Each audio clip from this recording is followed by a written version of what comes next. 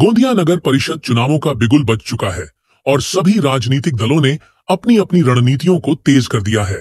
शहर के 22 प्रभागों के लिए प्रत्याशी मैदान में उतर चुके हैं और आरोप प्रत्यारोप का दौर भी शुरू हो गया है। इसी क्रम में आज भारतीय जनता पार्टी की तरफ से आयोजित प्रचार सभा में राज्य के राजस्व मंत्री चंद्रशेखर बावनकुले और स्थानीय विधायक विनोद अग्रवाल ने विपक्ष पर जोरदार निशाना साधा।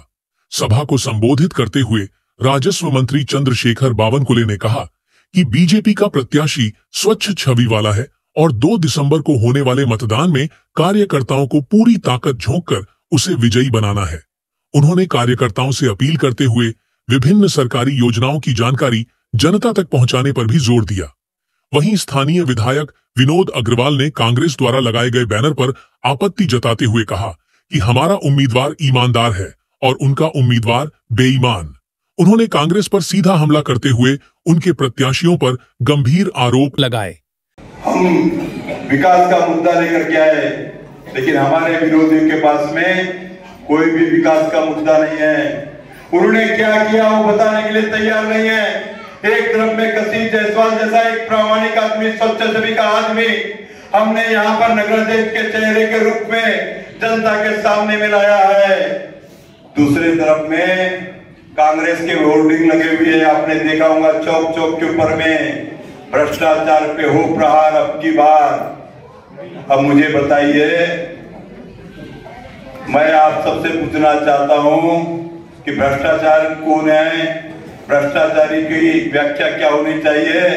बावनकुले साहब यहाँ का जो नेता है वो नेता तो बड़े मियाँ तो बड़े मियाँ, छोटे मियाँ भी सुभान अल्लाह। ऐसी यहाँ पर किस्सा है, बड़े मियाँ ने आज तक के यहाँ पर भ्रष्टाचार का रिकॉर्ड कायम किया है और जो उन्होंने यहाँ पर नगराध्यक्ष का उम्मीदवार दिया है उसको एसीपी ने रंगे हाथ रिश्वत लेते हुए पकड़ा है, रिश्वत लेते हुए पकड़ा है। इससे बड़ा भ्रष्टाचार का सबूत क्या होगा। और उनके तरफ में कुंता विभाग था, जहां पर हमारी जमीन के गुंटेवारी होती है, वो विभाग उनके तरफ में था। उन्होंने जाली साइन करके जो कांग्रेस के नगराध्यक्ष के उम्मीदवार है लोगों की जमीन अपने नाम पर हड़पने का काम किया है। एक तरफ में यहाँ पर कांग्रेस के नेता आज भूमाफिया बन करके बैठे हैं, दूसरी तरफ में दूसरा भूमाफिया को नगर पालिका में लाना चाहते हैं। मुझे आप बताइए, ऐसे भूमाफिया के हाथ में हमको अपनी सरकार देना है क्या? भूमाफिया के हाथ में नगर पालिका देना है क्या? रेत माफिया के हाथ में नगर पालिका देना है क्या?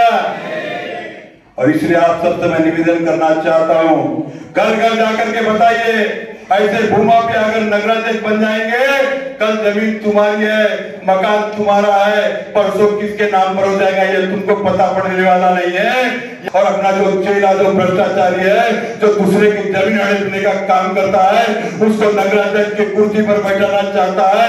इनको उखाड़ फेंकने के लिए आप मैं सबसे निवेदन करता हूँ कि घर घर जाकर के प्रचार करो। ऐसे भ्रष्टाचारी लोगों को हटाने के लिए आने वाले 2 तारीख को भारतीय जनता पार्टी के सभी नगर सेवक और नगराध्यक्ष के ईमानदार ऐसे स्वच्छ छवि के कसीर जायसवाल को चुन करके लाने के लिए आप सब लोग मिलकर के प्रयास करें। यही विनती करके अपने शब्दों को विराम देता हूँ। मुझे देवेंद्र जी ने कहा है गोंदिया जाकर विनोद अग्रवाल और वहां के कार्यकर्ताओं को पूरी ताकत देंगे और मैं आपको राजस्व मंत्री की पूरी ताकत देने आया हूँ। ये पेन लेकर आया हूँ, कितना मत करिए। जो नगर पालिका जो ठहराव देगी वो सारे ठहराव को सरकार दे। विनोद अग्रवाल जी के साथ मुख्यमंत्री के पास जाना, प्रधानमंत्री के पास जाना और गोंदिया की सारी योजना को पूरी करना, तो विनोद अग्रवाल के साथ मेरी भी जवाबदारी।